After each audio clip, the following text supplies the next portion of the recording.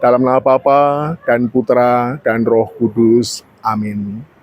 Tuhan yang penuh kasih, bukalah hati setiap orang, penuhilah kami dengan Roh Kudus-Mu, agar kami mampu berjumpa dengan Sang Juru Selamat kami Tuhan Yesus, melalui saksi-saksinya juga, mendengarkan sabdanya, supaya kami semakin mengenal Engkau, meneguhkan iman kami, supaya kami dapat hidup yang berkenan kepadamu, membawa damai, membawa sukacita dalam keluarga dan di tengah masyarakat.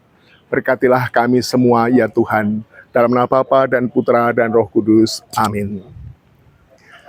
Pada kesempatan ini, saya akan membacakan bacaan untuk kalender harian pada tanggal 15 Mei. Kita baca dari Kisah Para Rasul bab 20 ayat 28 sampai 38.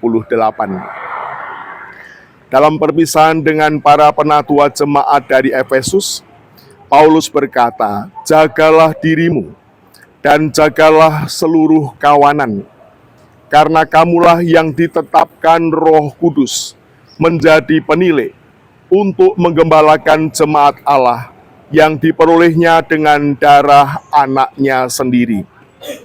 Aku tahu bahwa sesudah aku pergi, serigala-serigala yang ganas akan masuk ke tengah-tengah kamu, dan tidak akan menyayangkan kawanan itu. Bahkan dari antara kamu sendiri akan muncul beberapa orang yang dengan ajaran palsu berusaha menarik murid-murid dari jalan yang benar, supaya mengikuti mereka. Sebab itu berjaga-jagalah dan ingatlah bahwa aku 3 tahun lamanya, siang malam dengan tiada henti-hentinya, menasihati kamu masing-masing dengan mencucurkan air mata.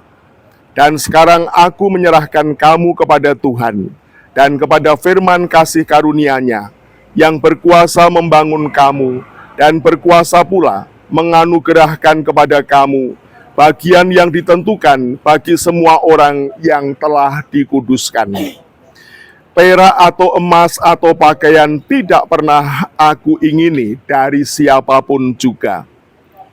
Kamu sendiri tahu bahwa dengan tanganku sendiri aku telah bekerja untuk memenuhi keperluanku dan keperluan kawan-kawan seperjalananku. Dalam segala sesuatu telah kuberikan contoh kepada kamu, bahwa dengan bekerja demikian, kita harus membantu orang-orang yang lemah, dan harus mengingat perkataan Tuhan Yesus, sebab Ia sendiri telah mengatakan, adalah lebih berbahagia memberi daripada menerima. Sesudah mengucapkan kata-kata itu, Paulus berlutut dan berdoa bersama-sama dengan mereka semua. Maka menangislah mereka semua terseduh-seduh, dan sambil memeluk Paulus, mereka berulang-ulang mencium dia. Mereka sangat berduka cita, terlebih-lebih karena Paulus katakan bahwa mereka tidak akan melihat mukanya lagi. Lalu mereka mengantar dia ke kapal. Demikianlah sabda Tuhan. Syukur kepada Allah. Saudara-saudara yang terkasih, sangat menarik orang yang telah mengenal Tuhan Yesus, yang pernah mengalami pertobatan yang besar, dari orang yang tidak percaya kepada Yesus sebagai Tuhan menjadi orang yang percaya. Itulah Paulus, sangat terkenal. Bahkan sampai hari ini, begitu banyak orang bisa merubah hidupnya karena kesaksian orang yang telah bertobat ini. Dari yang ditulisnya yang baru saja kita dengar, bagaimana dia selama 3 tahun berada di Efesus. Di sana pun ia bekerja keras, bekerja untuk mencari nafkah, tidak menggantungkan orang lain. Bahkan Paulus sampai mengatakan bahwa yang paling penting bukan hal-hal duniawi. Maka dia bisa mengatakan, ya, emas, perak, dan sebagainya itu tidak berguna baginya. Yang paling penting adalah bagaimana kekuatan hidupnya berasal dari Roh Kudus. Dan lihatlah, dia punya nasihat yang sangat luar biasa. Orang-orang yang kuat harus membantu orang-orang yang lemah. Maka orang yang beriman, orang yang percaya kepada Tuhan, orang yang belajar kebaikan, orang yang bertekun berdoa, mestinya menjadi orang-orang yang kuat secara iman. Tetapi orang yang bekerja keras, juga kuat secara finansial, maka lihatlah bagaimana Paulus ini, kalau dia bekerja hasilnya juga tidak dinikmati sendiri. Selalu peduli kepada orang yang lemah. Tetapi kita juga tahu bagaimana Paulus itu berjalan kemana-mana. Yang diwartakan yang paling penting, yakni yang diimaninya. Maka sebagai sumber pewartaannya, ya tentu Yesus sebagai Tuhan. Dan begitu banyak orang yang bereaksi berbeda-beda. Ada yang percaya, ada yang tidak percaya. Tetapi saat ada orang yang percaya, bagaimana orang-orang ini berubah hidupnya, menjadi ciptaan baru. Maka nasihat Paulus secara umum itu yang dikatakan setelah menjadi murid Yesus, kita menjadi ciptaan baru. Ciptaan lama itu tidak taat kepada Tuhan, seperti Adam dan Hawa. Nah, ciptaan baru itu adalah seperti Kristus, seperti Bunda Maria. Bagaimana hidup taat kepada Tuhan. Bahkan kata-kata yang luar biasa. Makananku adalah melaksanakan kehendak Bapa. Itu kan perutusan yang luar biasa. Bahkan pertobatan Paulus dikenang sepanjang sejarah. Setiap tanggal 25 Januari, gereja itu merayakan pesta. Pesta siapa? Pesta bertobatnya Paulus.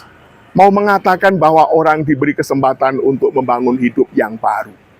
Maka saat ia berada di Efesus, nasihat Paulus yang sangat penting bagi kita sampai hari ini, jagalah dirimu dan jagalah seluruh kawanan, karena kamulah yang ditetapkan Roh Kudus menjadi penilai untuk menggembalakan jemaat Allah yang diperolehnya dengan darah anaknya sendiri. Setiap orang yang beriman diberi kesempatan untuk saling menjaga. Menjaga supaya tetap hidup sebagai orang yang beriman. Menjaga supaya tetap hidup sebagai orang yang telah menjadi milik Tuhan kembali. Dan orang-orang hanya bisa menjaga dirinya saat dipenuhi dengan Roh Kudus. Maka Santo Paulus pun juga menasihatkan, menjadi orang beriman, menjadi murid Yesus, menjadi orang yang percaya kepada Tuhan. Selama hidup di dunia itu tantangannya juga banyak. Paulus mengatakan, kamu akan menghadapi serigala-serigala. Apa yang dilakukan serigala? Ya menerkam mangsanya. Sedangkan yang kita ikuti ini adalah sang anak domba, bukan menakutkan. Maka Yesus pun juga dikatakan sebagai anak domba Allah, karena dia memang memberikan hidupnya untuk memberikan sumber kehidupan baru.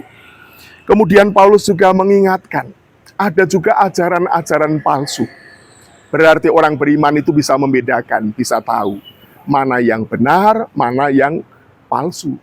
Supaya bisa punya kepekaan itu, yang harus dimohon adalah karunia Roh Kudus. Kita masih berada dalam masa Paskah, dan kita saat-saat mempersiapkan diri untuk merayakan Pentakosta nanti pada hari Minggu, tanggal 19 ini.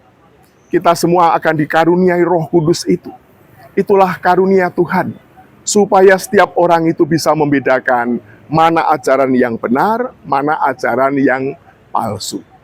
Dan saat orang sudah menemukan ajaran yang benar, ya seperti Paulus, bagaimana dia memberi kekuatan satu dengan yang lain. Maka kata-kata Paulus yang diingat kembali adalah lebih berbahagia memberi daripada menerima. Orang yang telah beriman itu punya kekayaan iman, kekayaan rohani yang luar biasa. Maka keinginannya itu ya hanya memberi dan memberi. Maka memberi kesaksian itu menjadi bagian yang sangat penting dalam menjalani kehidupan setiap hari. Kita percaya Tuhan memberi segala-galanya. Maka orang yang percaya kepada Tuhan mestinya tumbuh dan berkembang dalam kehidupan rohani, dalam kekayaan rohani, dalam kekayaan iman.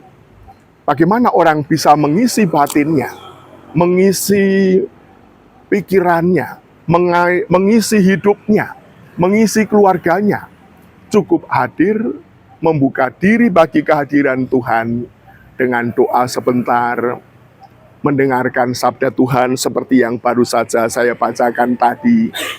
Kesempatan-kesempatan itulah yang menjadi kesempatan yang luar biasa bagi setiap orang. Dalam kehidupan setiap hari memang banyak yang boleh kita dengar, banyak yang boleh kita lihat, tetapi lihatlah dengan kacamata baru sebagai orang yang beriman, sebagai orang yang percaya kepada Tuhan. Dan siapapun orang-orang yang bisa tahu rencana dan kehendak Tuhan, dia akan membimbing batinnya, membimbing hati nuraninya. Kemudian juga punya daya kekuatan untuk mengusir, untuk membersihkan diri, untuk mengalami pertobatan. Pertobatan itu penting karena saat orang itu belum percaya, yang berkuasa itu yang jahat. Roh jahat pun juga bisa masuk dalam diri setiap orang. Dan kita tahu, begitu pahitnya kalau dalam keluarga kita ada orang-orang yang hatinya jahat, ada yang pikirannya jahat.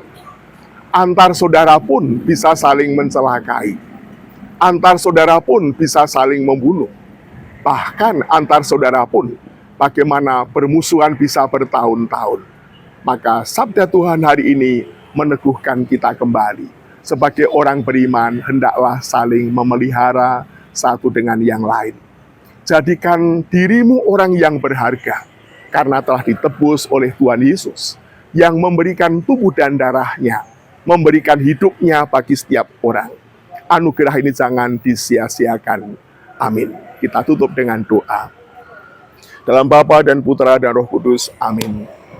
Tuhan yang penuh kasih, kami mengucap syukur boleh menyambut kehadiran-Mu dalam sabda-Mu.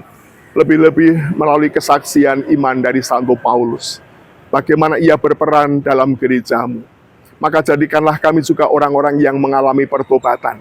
Supaya kami dapat menjadi orang-orang yang berperan dalam keluarga, dalam kehidupan di masyarakat, dalam negara kami. Anugerahkanlah kedamaian, kemampuan untuk melakukan apa yang baik dan benar, supaya kami ini benar-benar menjadi berkat satu sama lain. Amin. Dalam Bapa dan Putra dan Roh Kudus. Amin.